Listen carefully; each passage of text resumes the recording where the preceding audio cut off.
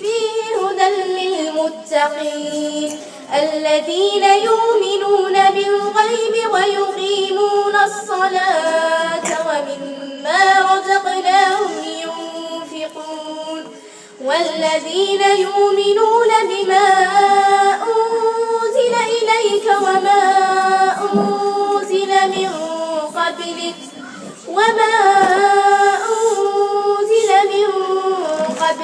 وبالآخرة هم يوقنون أولئك على هدى من ربهم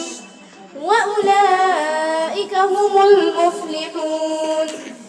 إن الذين كفروا سواء عليهم أنذرتهم أم لم تنذرهم لا يؤمنون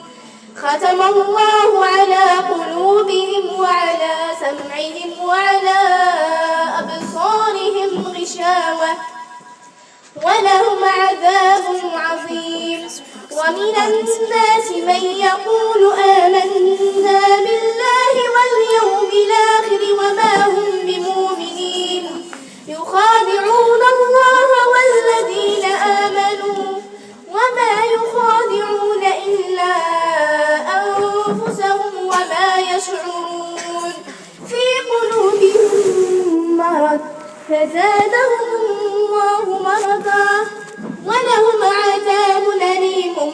بما كانوا يكذبون وإذا قيل لهم لا تفسدوا في الأرض قالوا إنما نحن مصلحون ألا إنهم مفسدون ولكن لا يشعرون وإذ قيل لهم آمنوا كما آمن الناس قالوا أنؤمن كما آمن السفهاء ألا إنهم هم السفهاء ولكن لا يعلمون وإذا لقوا الذين آمنوا قالوا آمنا وإذا خلوا إلى شياطينهم قالوا إنا معكم إنما نحن مستهزئون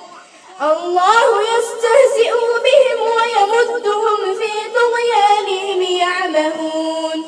أولئك الذين اشتروا الضلالة بالهدى فما ربحت تجارتهم وما كانوا مهتدين من الشيطان الرجيم بسم الله